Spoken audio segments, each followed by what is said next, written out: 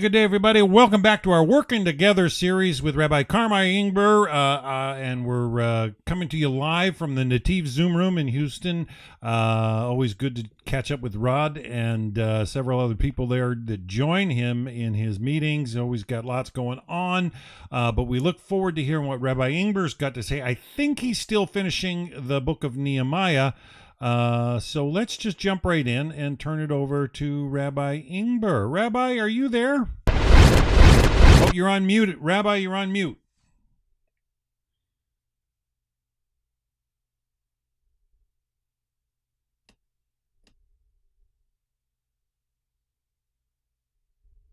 Well, we've got Stephen up on the screen. I don't know what Mike has to drink, but that looks good. Did we lost Rabbi Ingber? Yeah, he's there.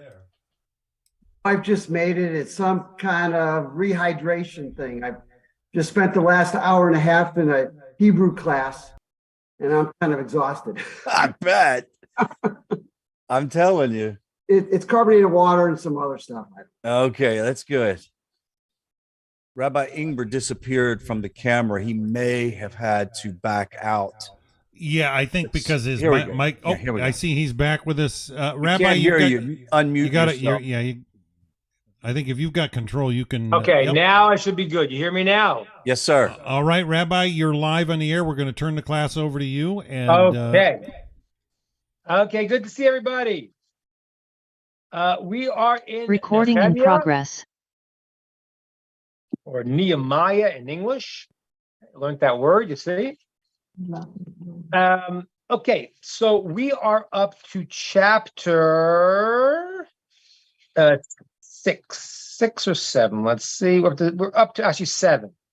We finished chapter 6 last time. Last time we were talking about, I mentioned it quickly, but a little bit about the whole dynamic of all of the enemies that wanted to stop Nehemiah from what he was doing of building the walls. And they tried different ways to do it. They had false prophets that he actually hired, because remember, there were prophets. So they hired people to go and to say as if they were prophets. Now, that might sound crazy because, first of all, we're not used to prophecy today, but in a time there was prophecy. And you always wonder, like, what does the false prophet look like? Right? Does he look like a bad guy? No. He's dressed in white. He looks very, very righteous. And as I'm prone to do in this class, to make parallelisms between the world today, you need to remember that. The guys who are saying very bad things are very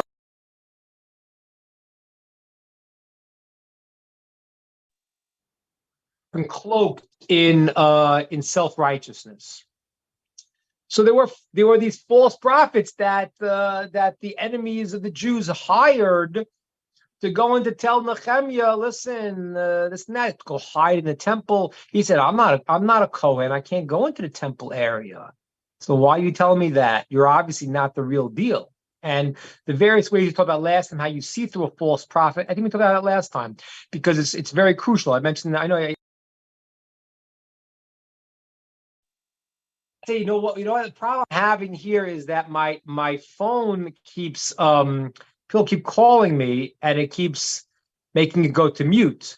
That's why I put do not disturb first, but then I was muted before also. So hopefully this person will stop calling me, and we'll be able to continue. All right, so good. So anyway, that's what we saw in chapter 6 last time. That Nehemiah stayed strong. They tried to dissuade him, and they tried to threaten him, intimidate him. And ladies and gentlemen, that is what I said last time about you got to know the truth and stay strong, because people will intimidate you. People will try to scare you. People will say these different things, tell you you're crazy, whatever it is. And that's just the way it is. It's one of the funniest things in the world. It's like, when you talk about, let's say, right and wrong, there's only one thing I could tell you about every single new revelation of truth in the world. Before it was believed by everyone, it was believed by no one. The earth is round. What are you, crazy? The earth revolves around the sun. What are you, crazy? I don't got to look into Galileo's telescope. I know that's not true. And that's like the mass hysteria, that people have because they all jump into something and they don't actually look and see the truth. And therefore, it's very crucial for us. This is what Nehemiah did. He was not threatened. He was not going to get bullied by people. And that's what we got up to in chapter 6. All right, now up to chapter 7. In chapter 7, his tenaciousness, his steadfastness led him to finish building the walls of Jerusalem and to put the doors in. Okay, I know doors sound funny to us because what's how hard the door, but if you go to Jerusalem today, even you'll see the size of the gates. They're not little doors. They're not doors that two guys come and stick on the thing. They're giant gates. So they had to put the doors on. They completed this. They put the doors on. And now in chapter 7, verse 1, he started now assigning the Levites, the Kohanim, all their jobs in the temple. Because beforehand, remember, they were busy guarding not to be disturbed and killed by the enemies that were surrounding them. Now, finally, they got this wall and these doors. And you have to understand that it was always that was the protection in those days. We'll see in a second, obviously, because God's your protection. But we'll see what that means. But like when you went in the world of nature, that protected walled cities is a phenomenon that we all grew up in with open cities. But in the olden days, you needed a wall to protect your city. So once he finished that, he started moving on to the process of doing the service in the temple in the proper way. Okay. Now he chooses his people. And verse 2, he chooses Hananiah. He says, these are people of truth. People have fear of God. And that's, again, the same business. He knows that there's a lot of politics. There's a lot of shenanigans in the world. And it didn't start today. There are been from time immemorial people that have different motivations and they play different games to go and to uproot the truth. And a person needs to be strong, and he had to have the right people in place, and he did that. Now he tells them in verse 3 that the gates of Jerusalem are only opened in midday, and the guards need to stand there and check who comes in. Now in America, we don't realize this. When I'm in Israel, so if you go to the mall, you go to a store, there's a guard standing there checking that you're not bringing a bomb in. America is like, and this is one of the problems why Americans don't understand the concept of war, because the war is over there. It's over there. So, okay, so we should do this, we should do that. And even in the country right now, people who don't live on border towns in America, yeah, okay, there are people rushing across the border, but what's the problem? Because they don't feel it themselves. They don't live in a reality. This reality was the enemies could walk in and wreak havoc and kill people. So they had to guard the door. When they opened the gates, people could leave Jerusalem or come into Jerusalem. The guards were there watching every individual that came in.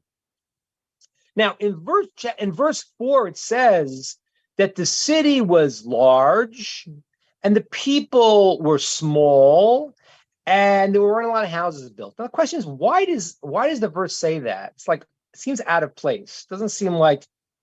And the reason is because we're going to go through a whole long discussion now in the next chapter, next two chapters, really most of this chapter, where Nehemiah is going to go and start again relating to us the people that came to Jerusalem from the Babylonian exile. He starts telling us the families again. Now, I said to you once before, I think it was last week even, I explained to you, you understand, when we're reading the Torah, whether it's the 5 books, whether it's the prophets, whether it's the writings, they all are written with divine. The 5 books of Torah is written. God puts the words in Moshe's mouth. The prophets receive a prophecy, and the books of the writings are what's called divine inspiration, where the person has entered a level of understanding that he is seeing it from a high perspective, and he's connecting with God's thoughts, so to speak, and therefore what he says is has many, many levels of truth. I explained that last time. That's why every word when we read in the book of the Torah, there's tremendous things we learn out and Kabbalistically and other things. But we have to also you have to understand everything has to make sense in the simple explanation too. You can't go and people say, "Oh, it means this." No, what's the simple explanation? The simple explanation right now is that Nehemiah is going to go through a long list of the people's names, and the question is, why is he doing that now? So yeah, there are deeper reasons, but why is he listing these names of all the people that came?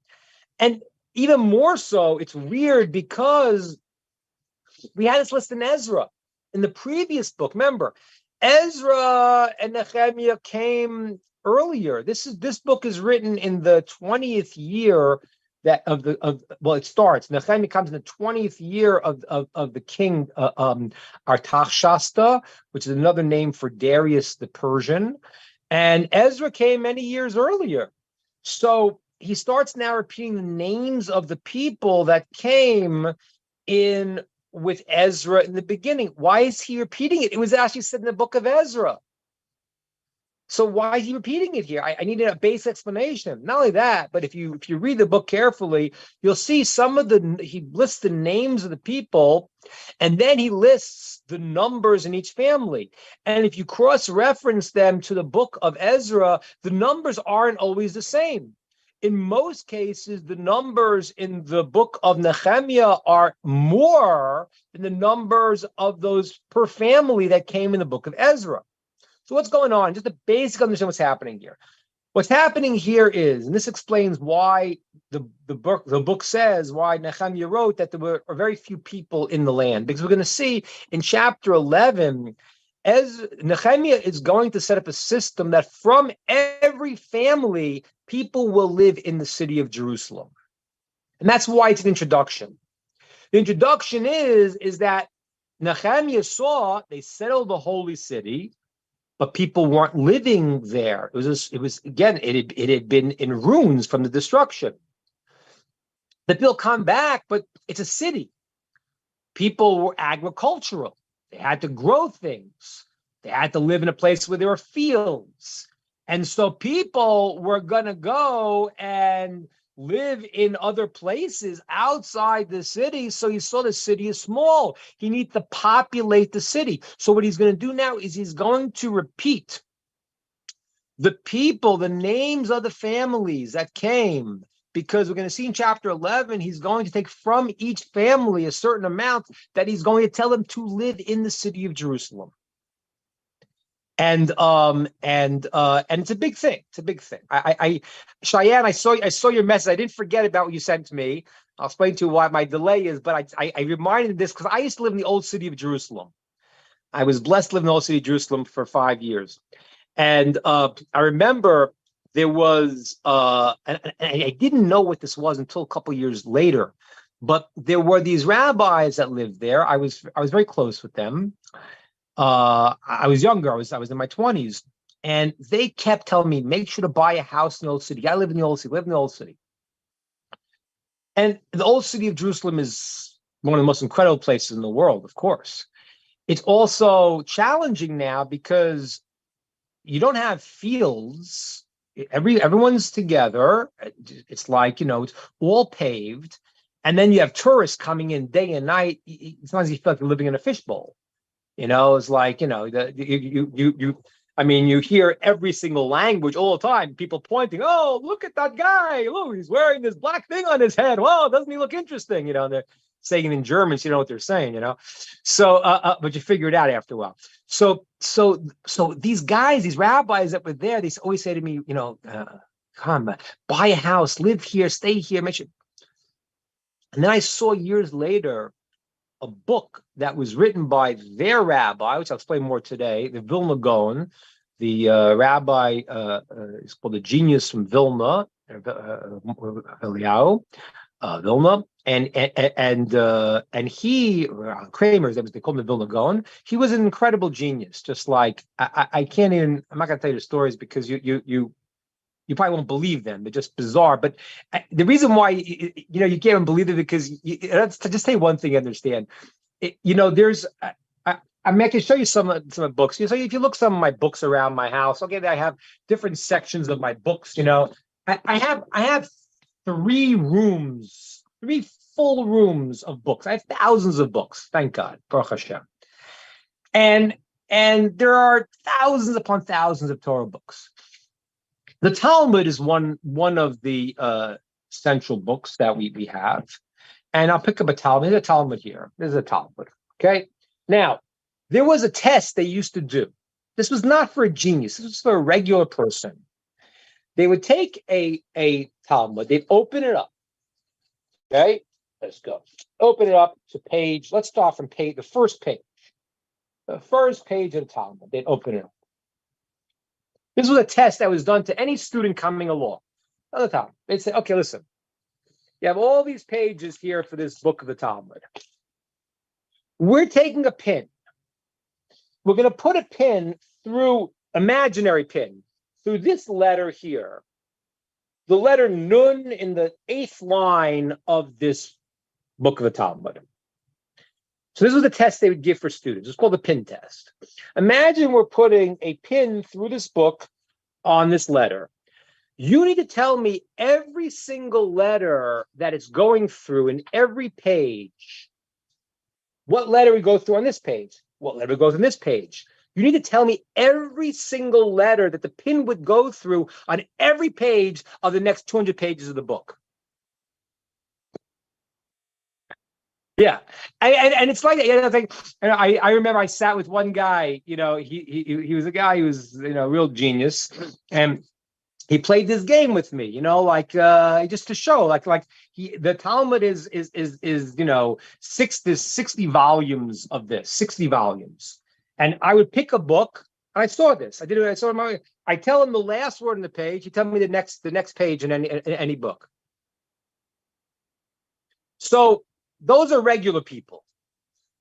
The genius from Vilna was completely a different thing. He's just at 5 years old, 6 years old, he was teaching the highest class to people in their 90s. He was like incredibly brilliant. And he was a great sage. He lived in Lithuania. And this is important because this is going to tie into what I'm talking about with Nehemiah today to understand the process and why I picked this book, Nehemiah, to learn Nezra. He, but as an older man, he decided to go and to come to the land of Israel. This is in the early 1800s. The problem is, the land of Israel was desolate. It was desolate for years. See, I always quote you the Mark Twain story of when he traveled through, Israel in 1850, or what it was exactly, and he was like, I never saw such a desolate land. There was no boats going there. There was no planes going there. I mean, so the Vilna goes an old man. He decides he's going to walk from Lithuania to the land of Israel. He picked up and he walked, and he did it twice in his life. The first time he saw that things kept happening, and he realized God does not want him to go. And he turned back and he came back. Tried it a second time, thought maybe the time was right then. Started walking again from Vilna, which is Lithuania, to Israel. And also he saw supernaturally God did not want him to go. It wasn't time to go. And he didn't go. But he sent his students there. And a book came out that one of the students wrote called Kol HaTur, a fascinating book where he describes the whole messianic process, how it's going to unfold practically. And he told his students, says, God does not want me to go for, the various reasons. We could talk about it some other time. God didn't let Moshe go either. Moses couldn't go either. If Moses would have gone in, it would have been the ultimate redemption, and we weren't ready for it. So who knows if the little God would have gone in, what it would have meant. But he says, I'm not being allowed to go, but you'll be allowed to go. And you go, and when you go, you settle the old city of Jerusalem. And then in the book, it said, and make sure you find people of like mind to be with you in the old city. And then I understood why they kept saying to me, make sure you buy in the old city of Jerusalem. I realized that they were students from the Vilna Gaon from the early 1800s, students of the students. And they had this tradition, and they are very, they really run the old city of Jerusalem today, both spiritually and physically, largely. And they settled the land. And they settled the old city as the holy city.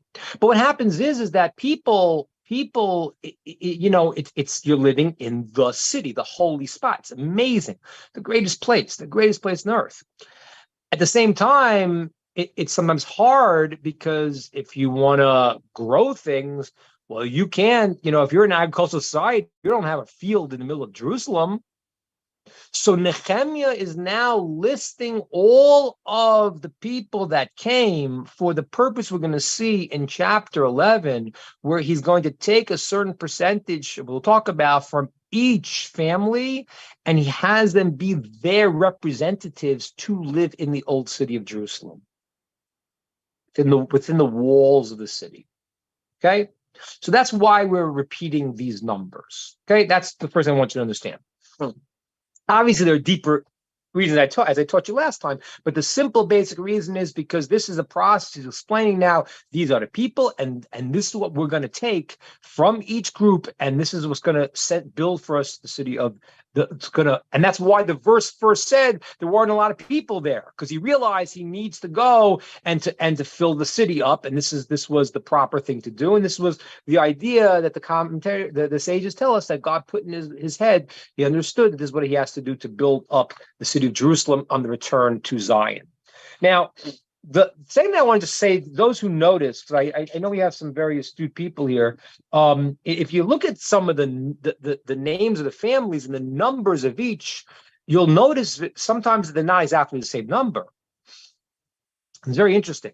Why not the same number? If he's given me the count that Ezra gave years earlier, why are some of the numbers changed? In most cases, what happens is the numbers are greater in the count of Nehemiah, which is years later, than the count of Ezra, which is supposed to be the same count. So why are the numbers different? So the main reason why the numbers are sometimes different is like this. There were different people that came from Babylon, returned to Zion. And you got to understand this, because this is really fascinating today. Where should Jews live? Well, Jews should live in the land of Israel. And they should, and there are laws about being a, if you live in a different country, how you have to be a positive, upstanding, grateful person in the country you live in. Special laws that you have to be very careful. If a person breaks the law of the land, he's also breaking a Torah law, because God requires the Jew living in another country to be a patriotic member of that country, or leave if you don't like it. But ultimately, the Jews need to live in the land of Israel. That's their place. So now what happened was there were Jews living in Babylon who were returning. And that's what's happening today. People living in America, the four corners of the earth, they are returning to the land of Israel. But they return slowly, and they return in different ways, in different modalities, and different things move them. One thing that moves them is you live in France, and for years you've been anti-Semitism, so that moves people to go. And that, happens in America too. Different things move the Jews to go and say, this isn't the home I need to go to. So what happened was that there were Jews living in Babylon, Persia area, which is Iraq and Iran today. And they were there for 70 years. The exile from Babylon was 70 years. And then they became comfortable there. Not only did they become comfortable, I want you to understand this. There were different stages of the exile of King Nebuchadnezzar. Nebuchadnezzar is not the name of a ship in the Matrix. I know that's what they say. But Nebuchadnezzar was, for those of us who need to know, was a very bad guy, but he was the king of Babylon. And he destroyed the first temple. He was a very evil person. And he exiled the Jews in different stages. In one stage, he exiled the Jews. He exiled the first stage. He exiled the leaders of the Jews. That was called the exile of Yechonia. I don't know how to say in English. Joachim, maybe? Joachim? I don't know. Yechonia. That was that, and that happened before the main destruction of Jerusalem. And the reason for that, even though he wasn't planning this, but God was planning this, was because God wanted the sages to come to Babylon first to set up a Torah center. And then when the Jews got exiled and the temple was destroyed, they walked into a functional religious society. But now when he exiled them, he exiled the important people, called in the Torah, the Cheresh, the wise leaders. Daniel, right? Daniel, he brought Daniel to be his advisor because he saw, wow, Daniel, Hananiah, Mishael, Azariah. He saw from the book of Daniel, you see these great leaders of Israel. He saw they were, and he made them his advisors. Years later, he brought the rest of the people. Same thing in the return. People went back for different reasons. So in the book of Ezra, the people, the families are listed, but the numbers generally represent the ones who wanted to come to be in the city of Jerusalem, within the Holy Wall. Those were the numbers of each family that Ezra recorded. Nehemiah, there were some, though, that came to land of Israel. I'm not saying that didn't have good intentions, but their intentions were to get a place to, a farm. And it was farms. I don't know how they were going to do it, but the place outside the city of Jerusalem, and they were going to live there. Those were generally not included in Ezra's count. When Nehemiah makes his count, he includes those people also. So that is one of the main reasons for the disparity in the numbers, that sometimes Ezra was counting the family, but let's say he said, I don't know, 1,000 people from this family, but really 2,000 came, but he didn't count the ones that weren't coming for the city of Jerusalem. In the book of Nehemiah, if you read the verse carefully, you see it says the ones who came to Jerusalem and to Judah, or Judea, which was the outer lying area. So he counted people that were part of a family, but came and were not going to be living necessarily in the city of Jerusalem. Okay, so that's one of the reasons why there's sometimes a disparity. There's a few more points about it, but unless you want, I'm not going to necessarily get into it right now. But that's what happened. So Nehemiah is repeating the people, and he's giving us the count. Now, I wanted to share with you one other thing about some of the disparities of the numbers, because this is very important to understand this. Because one reason I'm learning the book of Nehemiah with you is because the book of Nehemiah the book of Ezra parallels the redemption that's happening right now.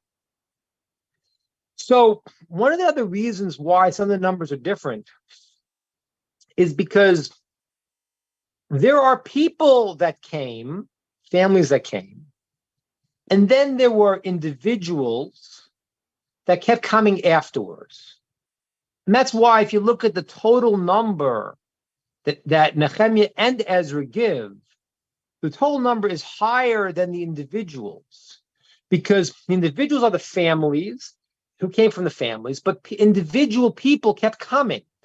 People kept floating in. So they counted the main families who came. Ezra, the main families who came to settle in Jerusalem. Nehemiah, the main families and who came for Jerusalem in the city of Judea. But there were always people flowing and coming along and coming.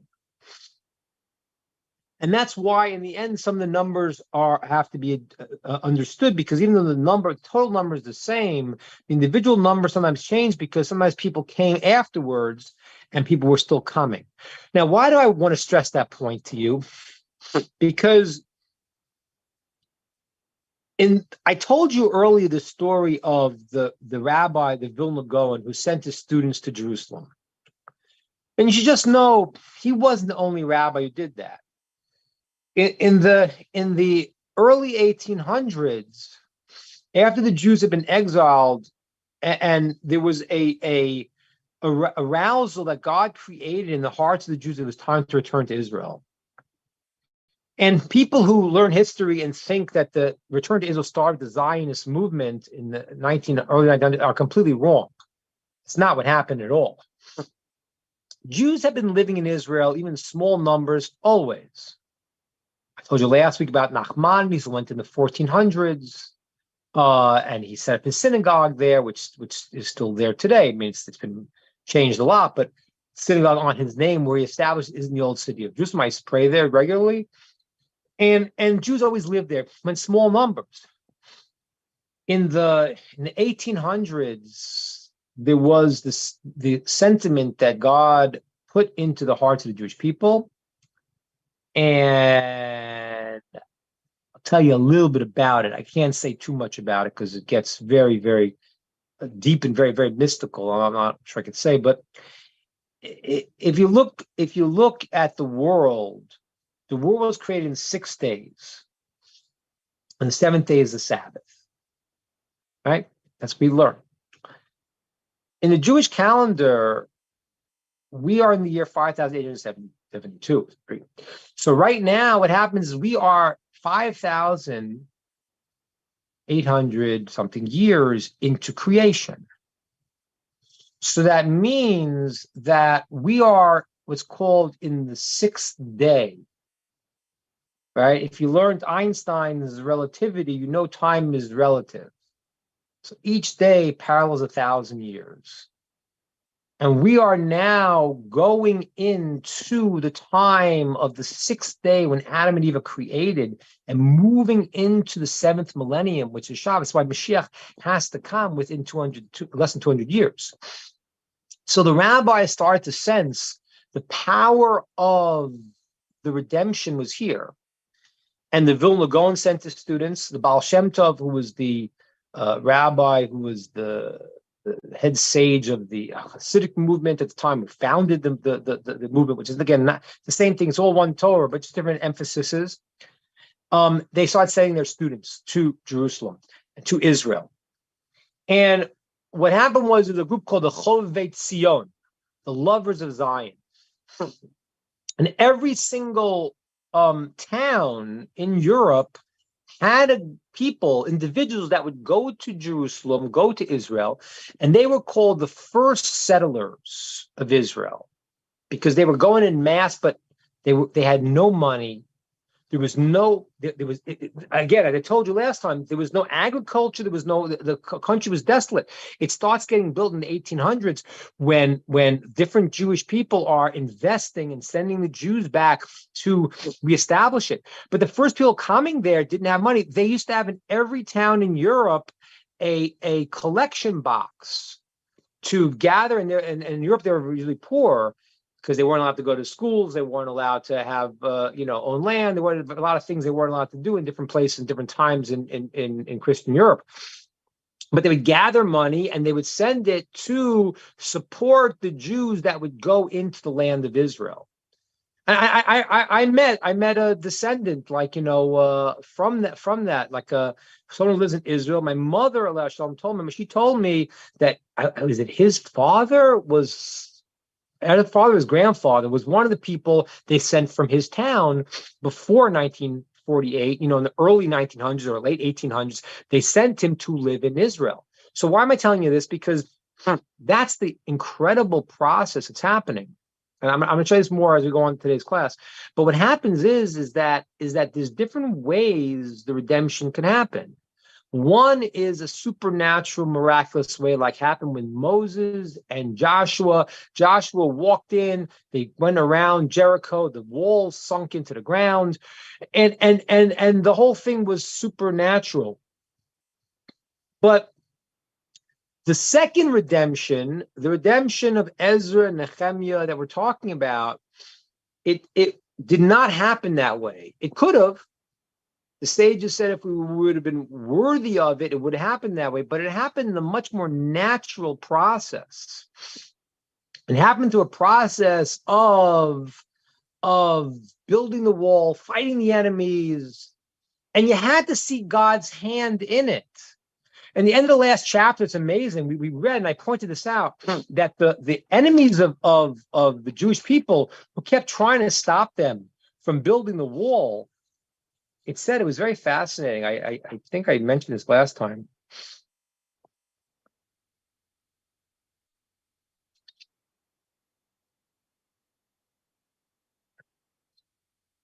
I mentioned last time. It says in the verse, it says that when it says here in chapter 6, verse 16, it says, when the enemies of the Jewish people saw, they fell, their spirit fell. They became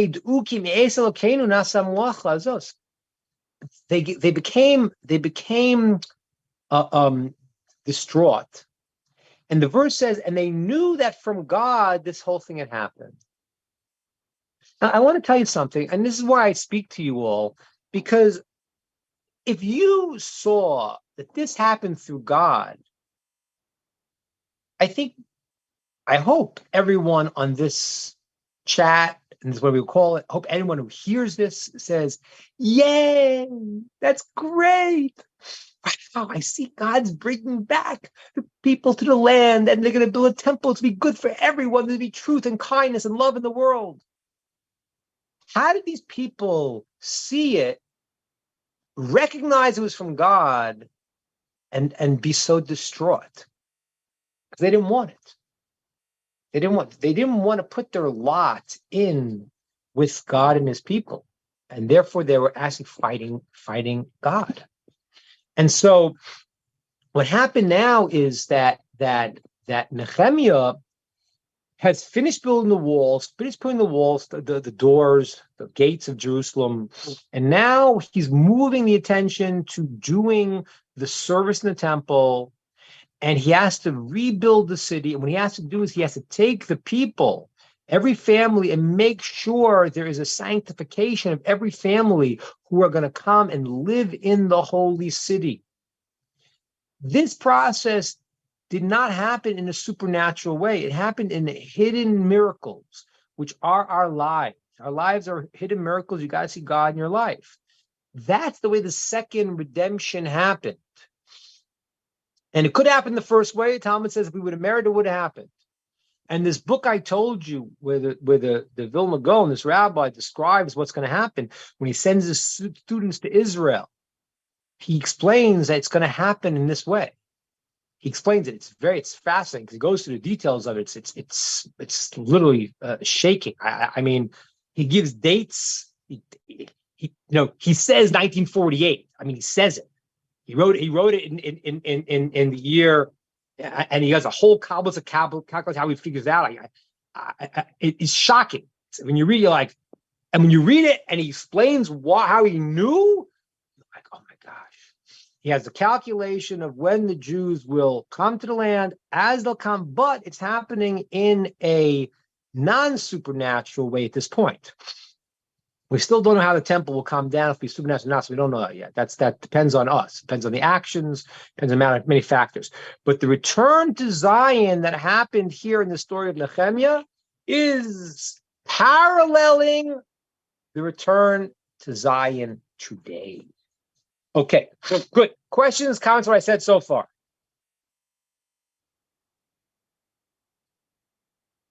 No? Okay, good. I hope it was a mouthful. I hope so. Okay, so now, so he lists the people. And he describes now how many there were. He talks about what they donated to the temple. Commentaries say if you contrast the numbers, they're also a little different because this was a second donation to be made to build the temple after he had built the walls and after he had secured the city. And again, it's like a funny thing because really, and this is what I want you to understand, and I'm going to get to this point at the end of this class today because it's just a fascinating point. What we all would think we want is, I don't got to build the walls. I don't got to build the gates. An enemy walks in, boop, a lightning bolt comes down, fries him. That's what we would all think. That would, to us, what we think would be the revelation of God in the world. And yes, in terms of the Torah and the times of Moshe, during the desert, things functioned very much like that. But that has a problem to it in a lot of ways. Now, I'll give you an example. Let's say you had a person do something that was wrong. You knew that it was wrong. They come to you and they speak badly about someone. They gossip, they say bad things. And all of a sudden, you see a lightning bolt coming from the sky and turns them into fried potatoes. And that keeps happening. Let me ask you a question. How long would it take for you never to say anything bad? A second? One person? Two? So what happens is there's no free will at that point. There's no free will. Because at that point, when everything is so revealed, everyone sees it. When you have to look more deeply and you say, wait a minute, it looks like the reason why they are surviving because they were good builders. They were good builders. The Israeli army is really good. Blah, blah, blah, blah, blah, blah, blah. No, it's not the Israeli army. It's not. If you want to go and get shaken up and see incredible things, you go read some stories about soldiers in the Israeli army in the 6-Day War. It wasn't because they were such a great army. Yeah, technically they have good. Now, thank God, they have a good army, but it's not the army. They had these stories of people, of like, the craziest stories where all of a sudden this guy's in a tank and the Egyptians are coming and he's finished, and all of a sudden they think something happened. They think it's a trap. They turn around, they run. I mean, crazy, crazy stories like this.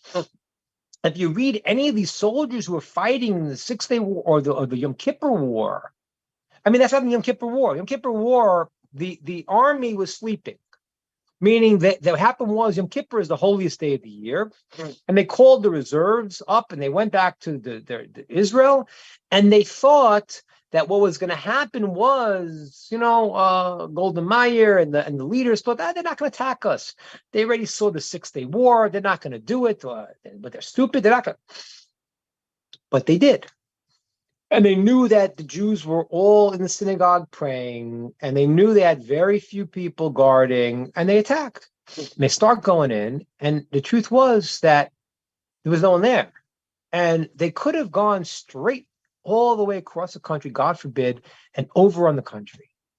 And in the middle, something happened. There's stories about things that they thought they saw and heard. All of a sudden, they turned around, started running. They thought it was a trap. And you can read these stories. And that's how they got the army. They put the army together to defend because they would have been destroyed. So what's happening is that you look at it and you say, oh, did I do this? And think about anything in our lives. The hardest place is that when I do something, there's a place where I say, it's me. Can you see that really God is the director of everything? It's very hard when you're the one who actually does it. So when they built the walls here, they felt, we built it, but they didn't feel that way. They could have, but they didn't. They realized that this is the work, and in the whole concealed reality that it looks natural, it looks that it's not. And that's even the enemies of the Jewish people realize, well, wait a minute, this shouldn't have happened. How'd this happen? It's the same way today. I remember I heard a story once. There was a guy, a Jewish cadet in West Point. And I forgot who told me the story, but he went to one of his teachers and he complained. He said, why don't you ever study the battles that the Israelis fought? Maybe it's anti-Semitism. Why? Well, you study all the other battles. You don't study any of the battles that the Israelis fought to defend themselves. You know what he said? He says, we can't. Doesn't make any sense. You never should have won there. It doesn't make any sense. We can't. There's nothing we could take from them because it's illogical. Yeah, you did that, but why that should work and how it would ever work again, I don't know. Thank God we know the answer. That's the answer. The answer is you got to see past that, see the real source of everything. Okay, so that is chapter 6.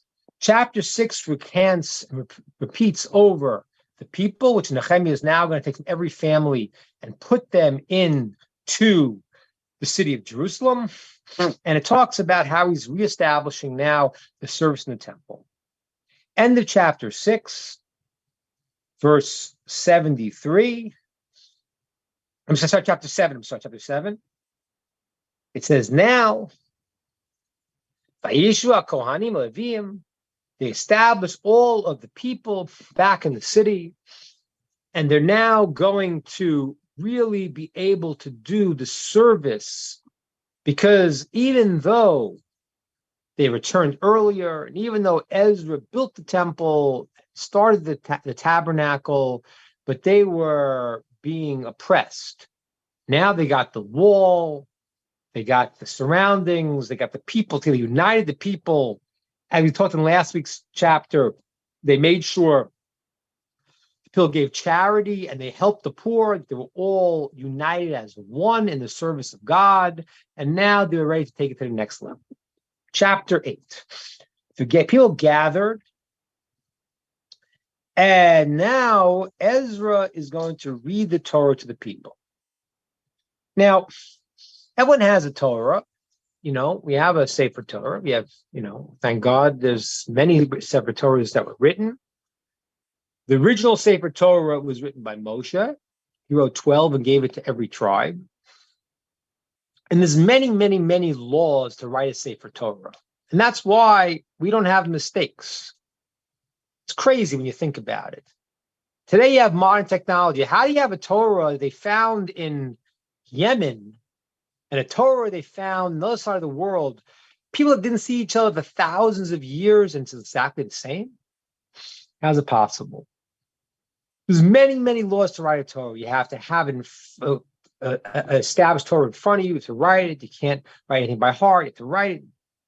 But there was always certain times where individuals read the Torah, and then when they had a mass assembly of reading the Torah, there's actually a law in the Torah called Hakel. At the end of the 7th year, the Shemitah year, the king would put a platform, and he'd read the whole last book of the Torah, the book of Deuteronomy. He'd read for the whole people, the book of Dvarim. And it was a very powerful thing when people gathered and read the Torah. After they established the wall, Ezra, who was the Kohen, he read to the Jewish people. Now, it says in the 7th month, on the first day, Ezra gathered the people. Now, generally, the mitzvah of reading the Torah for the whole entire nation publicly is in the holiday of Sukkot, but here it was started earlier, just to strengthen the people. And Ezra starts reading the whole Torah to the people after they established their walls. And they really have had a spiritual revival. And that's the point I want to understand, that this spiritual revival is going in stages, very much like it's happening today. I remember when I lived in the old city of Jerusalem, really it wasn't such a religious city in the beginning. The people that were designing it were designed to be an artist colony. Is that crazy? The guy I rented my first house from in the old city was a great-grandson of Theodor Herzl. Theodor Herzl, who started modern Zionism, was an ignoramus in Judaism. He didn't know anything. He was a secular Jew. And, he tagged on to what was happening already in the movement. But this guy I rented the house from was a very nice guy, but he didn't really know anything. He was the guy who owned the house I rented, and he bought it years ago. He was like, old timer, and he thought the old city of Jerusalem was going to be an artist colony. And it turned out to be the holy city of Jerusalem, like it's supposed to be. And now every year you see it's more and more religious people. Jerusalem has turned into a religious city. The majority of Jerusalem is now a religious city, which wasn't like that many, many years ago. So that happens in stages sometimes. So same thing here. Now was the revival. People were starting to get there. And Ezra now reads to the people, gathers the people, and he reads the book of the Torah to them on the first day of the 7th month. Now, what is the first day of the 7th month in the Jewish calendar? So that's a holiday. It's called Rosh Hashanah. Okay, so now the backdrop of understanding what he's reading to them and their response is very important. He reads to the people in the square. This is a public reading for all the people who have returned to Zion now. People who understand, he reads to them. And he's at a platform and he's reading, and he has the sages to the right and left, and he's reading. Okay, and he blesses, praises God. And he starts reading to the people. And then it says in verse 9, people start crying. People are crying. Yom Kadosh Hashem Elokeinu, Al Tis'ablu, Al Tivku. They read the Torah and say, don't cry. Don't cry. Today's a special, beautiful day. Don't cry. Kibochim kolam, because they're all crying. Why were they crying? Because they felt they fell so far. They saw where they were, and they saw what they had to do, and they knew it was Rosh Hashanah, the day of judgment. So they were crying. That's what I would do. I would think, if I knew I did the wrong thing, I'd want to cry. I'd want to fast. They did the wrong thing. They knew it. They heard the Torah. They said, oh my God, what do we do? So I cried. The sages told them, no. That's not it. In verse 10, it says, go and eat and rejoice and support the poor, because this is a holy day. Don't be sad, because it's the joy of God is your strength. Very, very fascinating thing, because it's a very scary thing to be judged. The day of judgment is the scariest thing in the world. So you got to develop a sense of fear and awe. You want to do the right thing. At the same time, understanding that God is all compassion and loving. Now, not in the way that other religions, God forbid, talk about it, because they just abolish your responsibility. You have to become this great person. But he was telling them, listen, okay, you did the wrong thing. Fix it up. Fix it up. And have some trust. Have some trust. It's just a weird thing. I want to share this with you, because I just don't understand how people, we don't think this way, but people have a child, they love their child, right? Is there any normal person who doesn't love their child? So how should not love his creations? It's just so obvious and so basic, but it's so much more than that, because Hashem loves us infinitely times more than we even could love our kids, because we understand, we have feel connection. So that's what he's telling them. So they're distraught because they know they were wrong and they got to fix it up. Can't have, well, you know what? God loves you. Do whatever you want to do. No. God loves you, and he knows you can do what's right, and he knows you should do what's right, and he knows you have to do what's right. And if he doesn't ask you to do what's right, then you're nothing. You're not a person. So they have to do it. But today was Rosh Hashanah. And he told them to go and to rejoice and to feed the poor, and let everyone else rejoice, and to have trust in Hashem, and to change their ways, which they did. And then what happens now on the second day afterwards, he gathers the people together. And now what they do is they start to go into some of the areas that they fell. Now, the laws of Sukkot, this is very strange, because it says they kept Sukkot. And they didn't keep Sukkot like this from the time of Joshua. That's very strange because they obviously kept Sukkot many times. So I'm going to just to tell you this because I need you to understand the basic understanding of the text. I can't have you reading things that, even though I'm going to tell you is brought in the sages, but I need to tell you because I can't have you reading things and saying, what does that mean? Do they not keep the Sukkot? You know, I don't know how it is today, but they're arguing about it. But Washington, D.C. is supposed to not be part of the states because it's the capital is supposed to be owned by everyone.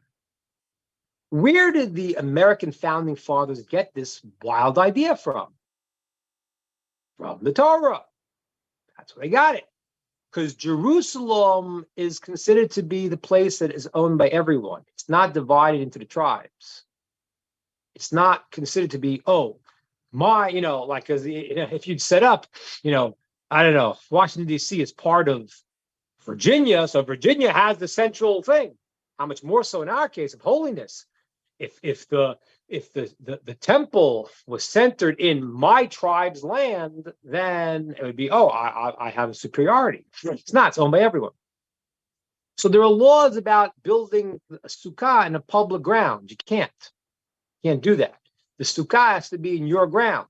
So Ezra here set up a whole process where they were able to build the sukkah properly, the huts in Jerusalem, the city, even though it was public ground, they were able to build it. Which is, I'm not going to get it now, but it's a big question in Jewish law. When you you build your hut, it's got to be in your property. You can't build someone else's property. So they kept certain aspects of the Sukkot in a fantastic, superior way. And this is what I want you to get out of this, because what happened was, even though Joshua, when he came to the land of Israel, he sanctified it, but then Ezra came back and he reestablished the second commonwealth, which is called the holiness remains forever. And that's in Jewish law, all those things right now. This holiness now continues forever, that when they came back, and it's one of the things I'm talking about today, which is coming back in a world where it's not so clear. And a lot of people have complaints and they have stories and they have politics, and you still could see, no, I'm doing the right thing. God is directing my life. And what I'm doing, the right thing. That's a very, very fascinating, incredible situation. And that's what Ezra did now. He read the Torah and he explained to them, and they kept the laws. Okay. The people then started to, after the holidays, after the Chagim, they started to feel very bad about what they had done. It said they had met in chapter 9, they had married a non-Jewish women. They had to divorce them. The people stood up and they accepted upon themselves various things. Now, some of the things they accepted upon themselves were Torah laws they had to do, but they had fallen out a little bit from them. The keeping of the sabbatical year, the 7th year, is very difficult. And even years ago, people weren't, like there was a question not long ago, because in Jews today, many Jews keep the 7th year. They don't plow their land. The fruits are available for everyone. They're open. You don't own land. 7th year, everything returns. The land lays fallow. It's an incredible law. I mean, if you read it, it's in the Torah. One of the laws is that God says in the 7th year, leave the land fallow. So you say, how is the guy going to live? An agricultural society. Well, if the Torah is made up by a person, God forbid, the system only works one time. After people die of famine the first time, that stopped. But thank God, that's not what happens. So people saw a bumper crop in the 6th year. I wish I had this article. I once saw this. It was the most incredible article I saw. It was the last Shemitah cycle, the last round of the 7th year. There were 2 settlements up in the north in Israel. One kept Shemitah, one didn't. They were next door to each other. It was the most greatest picture I saw. It was amazing. There was some kind of storm, and it came through this area, and it destroyed everything. But it destroyed the kibbutz that was on the right side. It didn't keep Shemitah. The one that kept Shemitah, it didn't. You're looking at this picture, you're like, I cannot, this is crazy. It's literally next to each other. and one was destroyed. So those were some things that people may had a hard time. So Ezra here and the sages, they exhort the people, you got to keep everything in Torah. And there's some laws that were rabbinic laws that they put into place to make sure that they weren't going to fall. There were some laws they mentioned here about on the Sabbath, things that were not forbidden, but in the Sabbath, there are a lot of laws that Jews have that put fences around the Sabbath. Not all the Torah. We have a law that you should just know because it's a verse in the Torah. The verse in Torah says, God says to the sages of Israel to put a fence around the Torah. And so there were fences the rabbis and the Sanhedrin, the great court, were able to establish. And some of those were established here in some of these texts here. When it talks about the people bringing things on the Sabbath, you can't buy it, even though there's certain ways you could. The rabbis forbade certain things because they wanted they saw that the people practically make mistakes. When the Torah says a law, I'll give you an example. It's not my example. It's what the sages compare it to. You have an eye, okay? Everyone loves having an eyeball, right? Right? You can see it's great. So you say, I like having an eyeball, but what do I need an eyelid for? What, right? It's for the makeup. Why do you need an eyelid? What's so great about an eyelid? Well, the answer is if you didn't have an eyelid, you'd be blind in 5 minutes. The eye needs the protection of the eyelid. The Torah tells us the laws that are obligations, and the Torah said to the sages of Israel to put the fences around where people will not come to make mistakes because there's a practical life. And that's some of the fences you see now that the sages in chapter 9, what they're establishing now, they're putting certain fences in place to go and to make sure that the people who have had the spiritual revival don't go and fall again. These things you have problems with, let's make sure we take it upon ourselves to be careful. These things are danger spots. Let's put fences around them. And that's what's happening in chapter 9.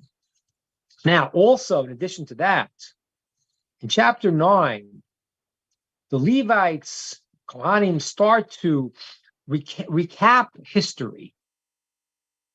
And this is just so beautiful, incredible. They start recapping the history.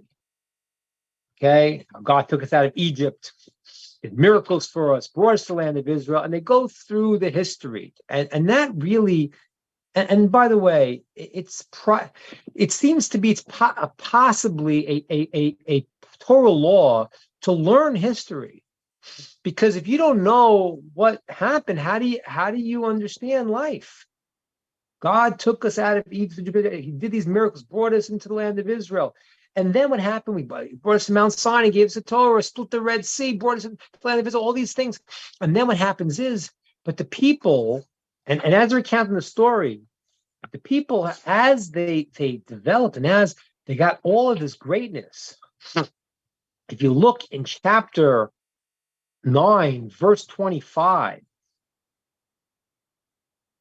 what happened was, in the middle of the verse there, it says, the people ate, they became satiated, they became fat, they adorned themselves, and the next one in your goodness, and then it says they rebelled. And that is unfortunately the process. When people have troubles, they call out to God. When everything's good, So the people now, the revival of the people, the sages, the Kohanim are telling them, this is the history. You know this. What happened? You came to the land of Israel, you had the kings, you had the glory, you had the temple, and then you slipped because you got too comfortable. And by the way, this is the ultimate lesson in America. You got to know that. It's foolish what they're doing, trying to destroy the country and then say, oh, we get used to having less. That's absurdities. But the comforts that we have make us sometimes desensitized. They do. That's just the way it is. Person who gets too comfortable, satisfied, doesn't search, doesn't yearn. And that is the problem here. And that's what it says in the verses here. And then he basically, the Kohanim tell the people what happened. And because of that, this is what we got. The temple was destroyed. Went to exile for 70 years. And now Hashem brought us back. And now this is just what I really want you to understand. In the end of this book, in the end of chapter, middle of chapter 9, they're going to go and they're going to confirm all of these things. They're going to put it in writing. They're going to go and take it upon themselves to be strong, to keep the Torah. But you got to understand where they're looking at themselves right now. They knew they were at the highest heights. King Solomon built the temple. God's presence was revealed. They was destroyed in exile. They're in 70 years. And now they're coming back to the land of Israel. And they're coming back and they're paying taxes and under the servitude of the Persian kings. It's unbelievable. Terrible. It's desecration of God's name. And that's what they're saying right now. Okay? I'll show you in the verse here. After it says that they fell out, okay, Hashem saves us, verse 28.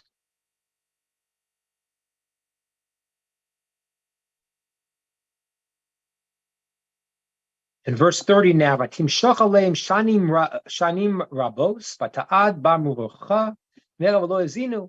People didn't listen. Okay? Verse 31. Very important. And you and your compassion, Hashem, Rachamecha Rabim, lo asisem kala, the lo azavtem. You never left the Jewish people.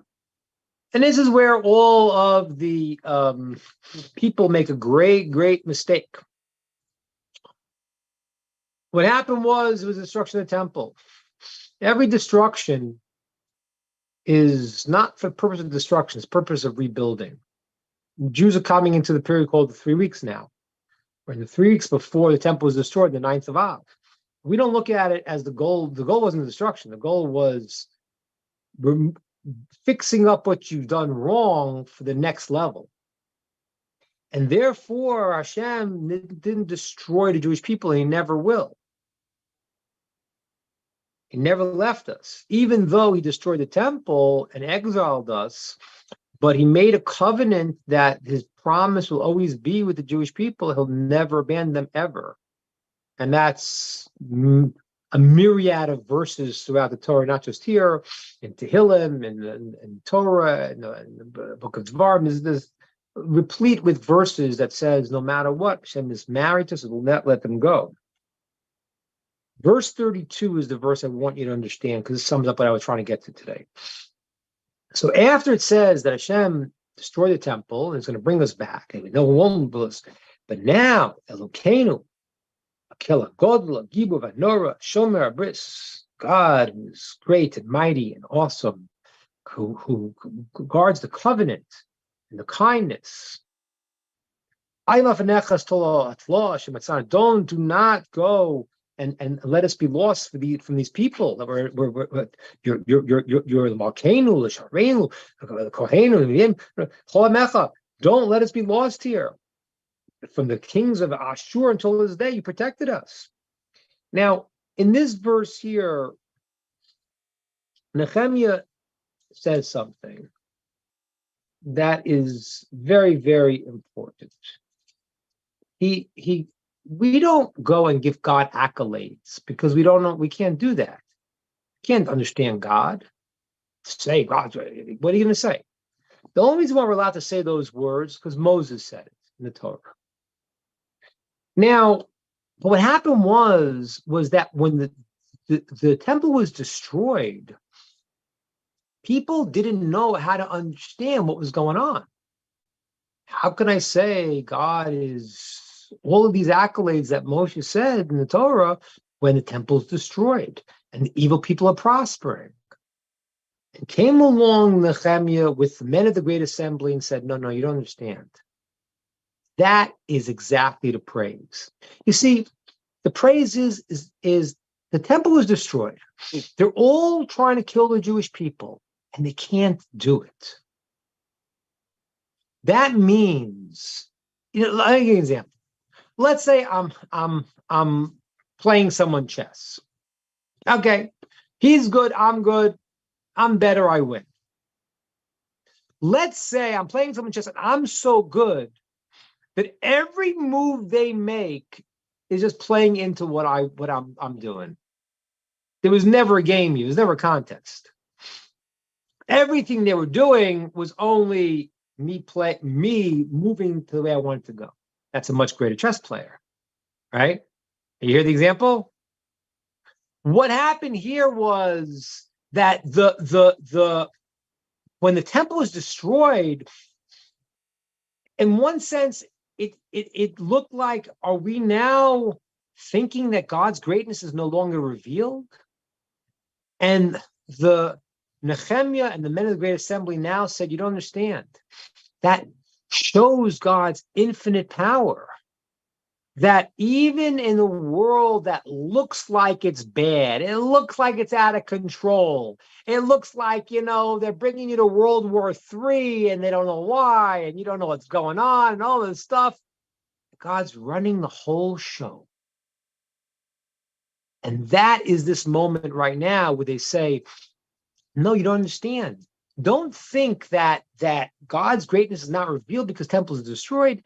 It's specifically because it's destroyed, and it's specifically because they're trying to wipe us out, and they're trying to, and it can't be done.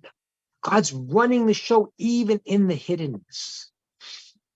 That is the turning point in this in this moment right now. This book of Nehemiah, we're up to in the 9th chapter, is the return to Zion. The return to Zion could have been miraculous, and it could have been through the hidden methods. And on one hand, you would think the miraculous way is better, but the answer is it's not exactly correct. Because to see that everyone is doing what they're doing, they're destroying the temple, they're in control, this guy's in charge, you got stuck in kick the thing. You got stuck in politics. Politics are flying all over the place. And then you realize, no. It really is specifically all part of God's plan. You can't do anything against what his plan is. That's the ultimate statement of God's control. That's the 9th chapter. The people now accept upon themselves to go and to return to Zion, to realize they had fallen, made mistakes. They were sad, they were nervous, they were crying. And the sages told them, yes, you did wrong things. You got to fix up the wrong things you did. It's true. But you understand that there's a plan, even in the midst of all this insanity.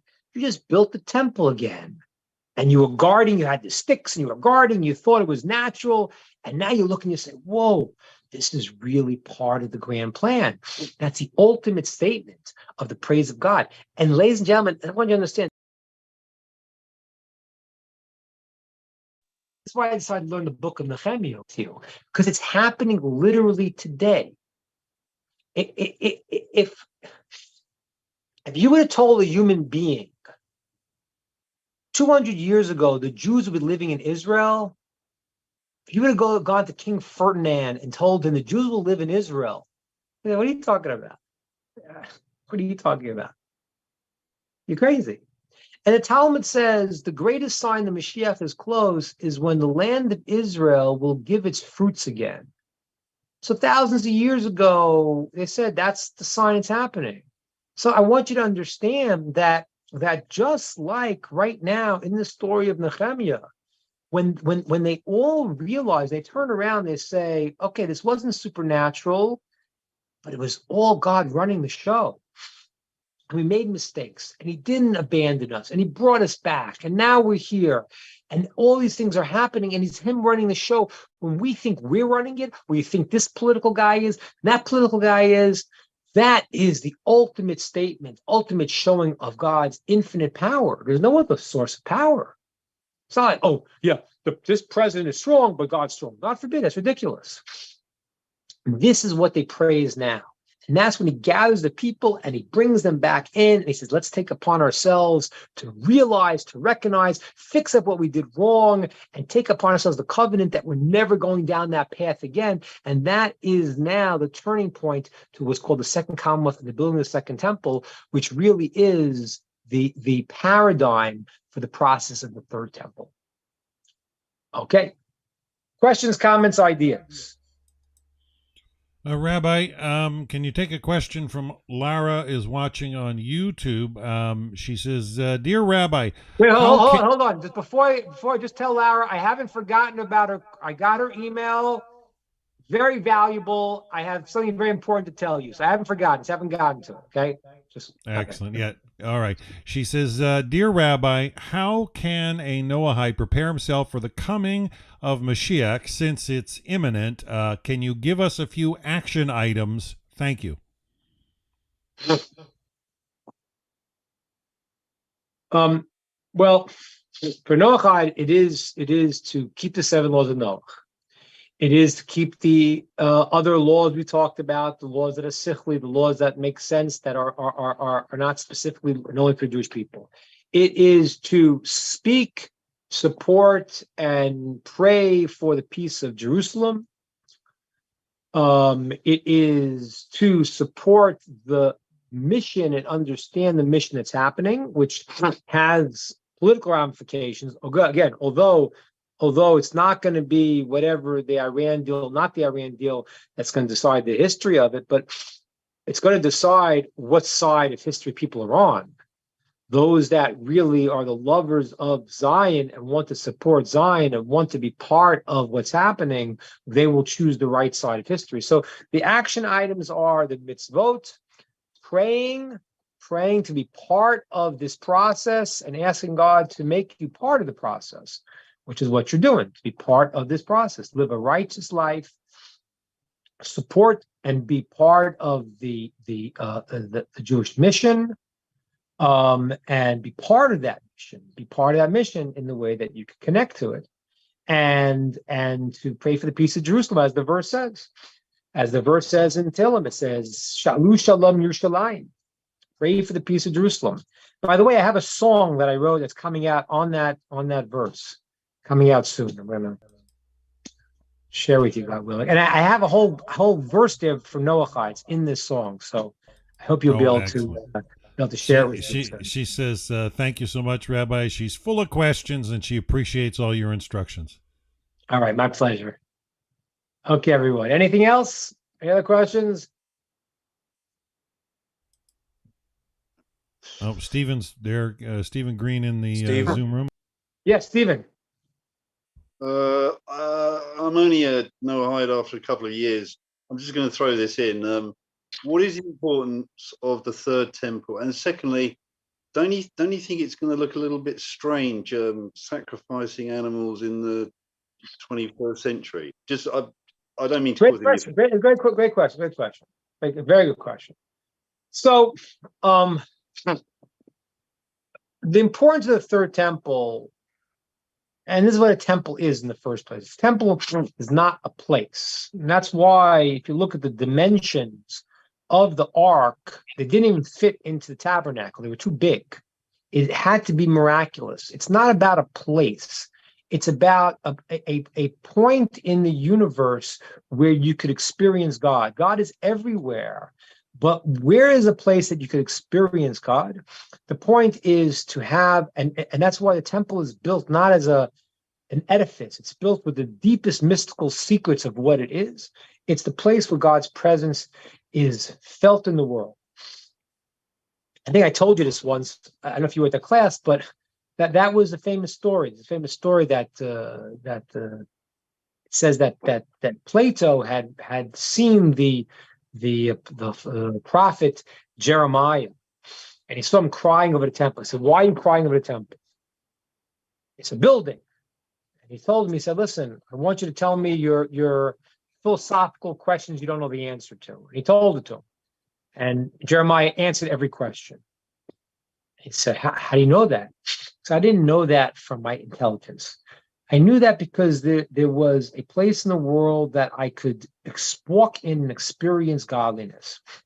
When the temple stood in time of Solomon, there was no famines, there was no natural disasters, there was no people lived so it's not the idea of a building, it's the idea of a universe that God's presence is powerful. That is what it is. The central focus of that holy spot that Abraham offered Isaac up on, that on that spot, in that dimension, a place where time and space go beyond. It's not a place that's bound by time and space. As I said to you before, why the ark's dimensions were bigger than the tabernacle itself, because it's a place that's not a place. The concept is that we want to be able to experience and feel God's presence in the world. As the verse says in Prophets, that the knowledge of God will fill the world like the waters fill the sea. So there's a central point from which the blessing comes out. Okay? So the idea of the temple is is part of a process where everyone could understand there is one God, he directs the world, he's involved in the world, and they could experience and feel that. But the way God set it up, it's going to have a focal point through which various processes happen that brings down that clarity into the world. Now, as far as what will happen there and how the service will go, that's a very deep question. There is an opinion that will not be animal sacrifices. There is an opinion like that.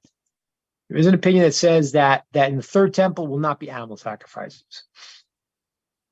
I don't know that I accept that. I don't know I accept that. But the reality is that it doesn't really matter. Because animal sacrifices, yes, the truth is it makes no sense to the whole thing makes no sense to the modern mind. But I want to ask you a better question. Stephen, do you eat meat? Yeah. Yeah. So I'm going to ask you, who said you're allowed to kill an animal and eat meat? Certainly PETA doesn't say that. They don't like the sacrifices and they don't like the eating of the meat. And the truth is, it's really a question. Adam was not allowed to eat meat. Noah was allowed to eat meat. Adam could not eat meat. Noah was allowed to eat meat. So why? So, well, because the animals were saved because of Noah. And so therefore, so what does that mean? If your friend helps you, can eat you for dinner? What does that mean? I don't get it. Because Noah saved them, so now, okay, I hope you're happy. I saved you, and yum, yum, you're my dinner. What does that mean? It's just bizarre. Let me explain this, Stephen, to understand this. This is very, very, very important. There's a real spiritual concept of ecology. What's the concept? In Torah, you are forbidden to destroy anything. Wanton destruction is a transgression. You can't just destroy things for no reason. So now, I want to chop down a tree. Can I do it? Well, it depends. If you're chopping down a tree to make paper, to write hatred, pornography, terrible things in the world, you're not only a bad guy, but you're a tree killer too. Because you took something in the world that was for a purpose, and you didn't use it for its purpose. A human being, as the pinnacle of creation, needs to elevate everything in the world. He needs to take things and elevate it and raise it up. He can chop down a tree, use it for good. If he eats an animal, he can eat the animal because he's going to take the energy of the animal and act like a human being who's doing great and righteous things. If a person eats an animal to act like an animal, don't eat animals. Who said you could kill an animal then? The guy's an animal. So why should you eat another animal? if he's a human being and there's a progression, and he takes the energy from the animal and he now uses it to go and to do the commandments, to pray, to do righteous things, the animal is elevated by becoming part of the person. Mm. And that's the deeper reason for animal sacrifices. It's taking, and I can't go through it all today because it's very deep, but it's taking a living being and using it in a way that elevates you in your service to God and elevates the world. And I want to tell you something. The animal's quite happy when that happens. Quite happy. It's like the famous story. It says that when Elijah the prophet had the animals, it says that he had the famous showdown at Mount Carmel with the false prophets. So it says that the cows, that were the false prophets, the cows didn't want to go. They said, but we want to be on the other, we want to be offered by you. And he said, don't worry. You're all going to show, to sanctify that there's a God in the world. You're also doing part of the plan. Because whether you're doing part of the plan by showing these guys are liars or I'm telling the truth, you're all being part of that thing. Everything in the world is supposed to be used by the human being to be part of the process. When Adam was created, it's one of the Psalms. It says, it's one of the Psalms we say on the Sabbath. He says, come, let us sing praise to our Creator. Who was he talking to? He was talking to everything in creation. But not like the people in Pita who think that a person and animal are the same thing. God forbid. A person is the pinnacle of creation, and it does not give him the right to abuse and to destroy things that are lower in the pursuit of his own ego. That's terrible. It gives him the obligation to take everything that is in the created world and use it to serve God. And that is a little bit, I just touched on the concept of what the service is supposed to be. So the animal elevation and the elevation of all created beings is what the temple is supposed to be. You can't go and kill a person to be a sacrifice because a human being could do many things. But things in the creation could have a function.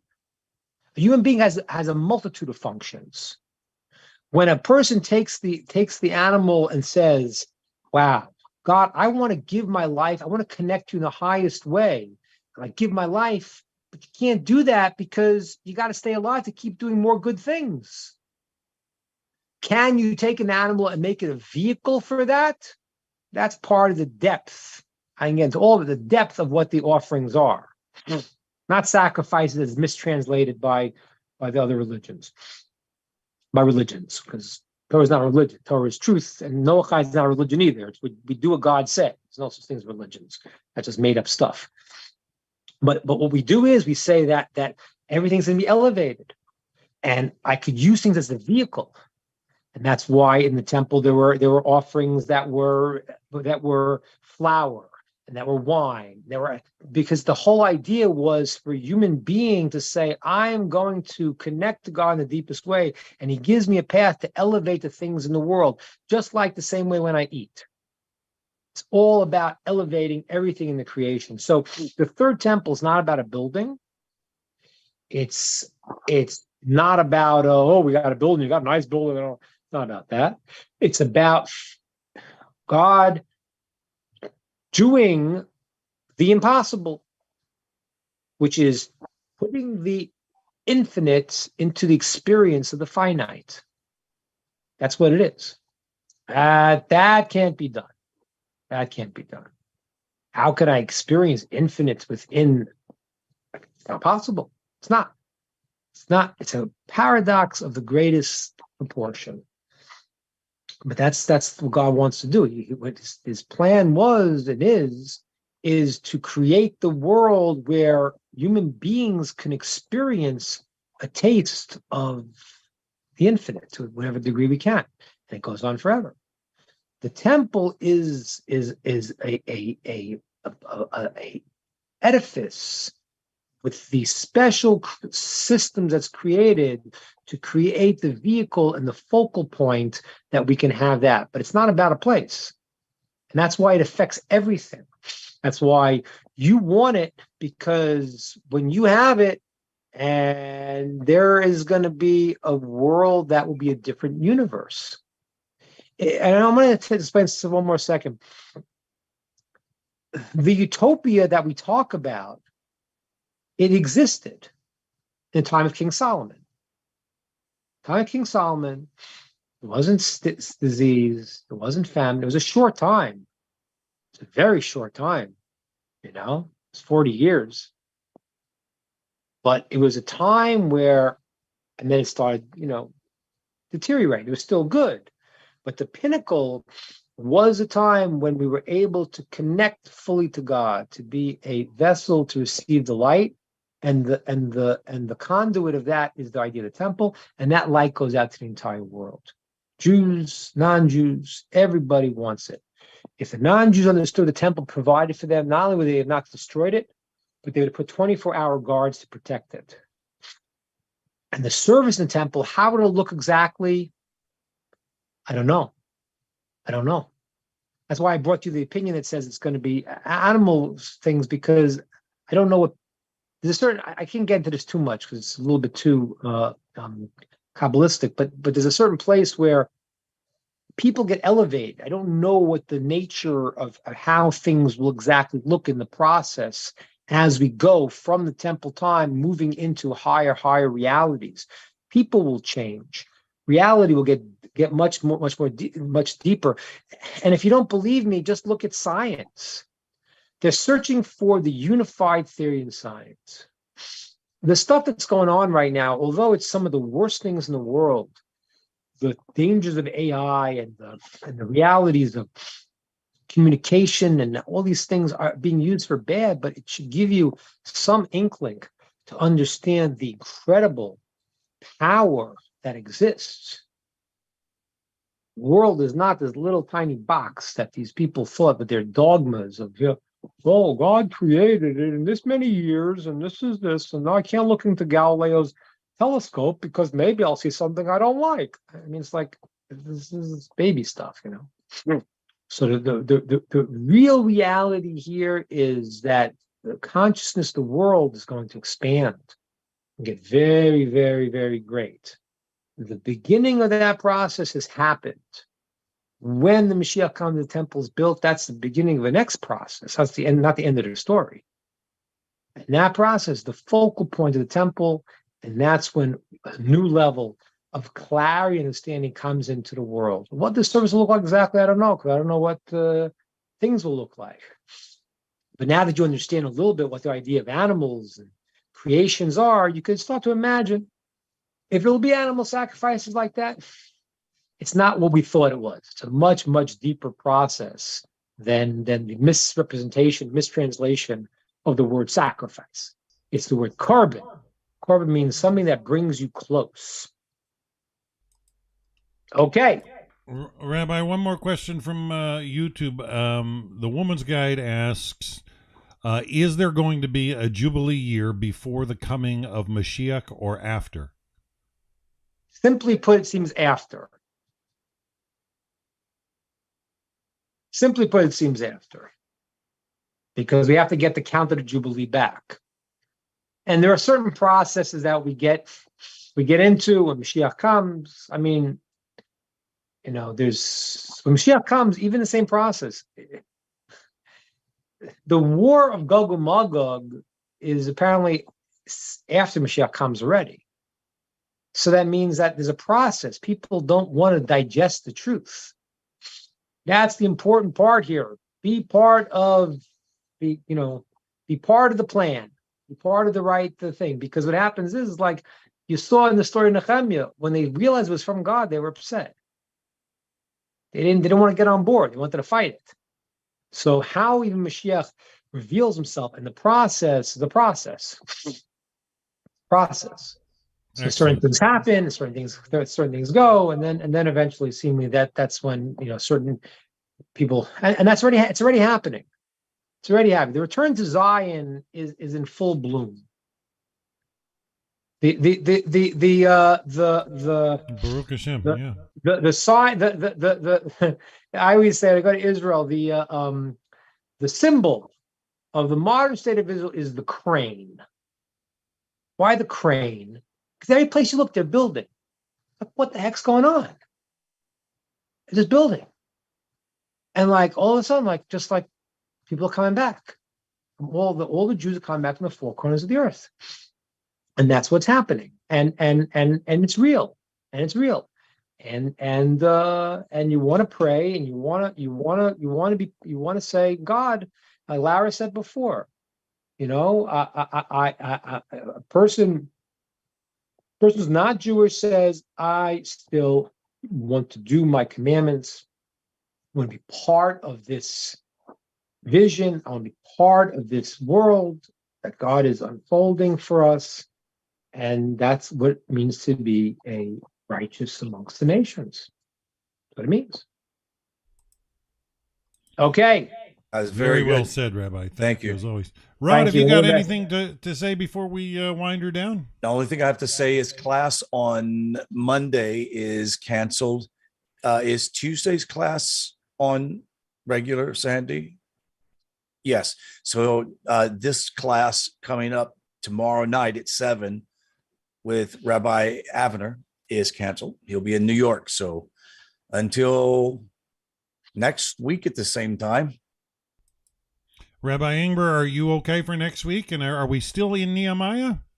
Yeah. We're going to have at least one more class in Nehemiah. All right. So there you go, folks. Thank you so much, Rabbi Ingber, for all you shared today. Beautiful session. Awesome. Okay. Thanks, everybody. All the best. Take care. All right, folks. So on that note, that'll be our Working Together series with the Netiv group down in Houston. It's always a joy to spend time with them, and beautiful message. This is one to share out there, folks, for sure, for those looking to know details, especially around the whole purpose and calling. Wonderful class. And so we will have more Nehemiah next week. I thought we were going to finish today, but that was my error, not I wasn't told anything. So next week we're aiming same time for more of our Working Together series with Rabbi Karmi Ingber from the Netiv Zoom meeting. So till then, to have a wonderful, wonderful week, everybody.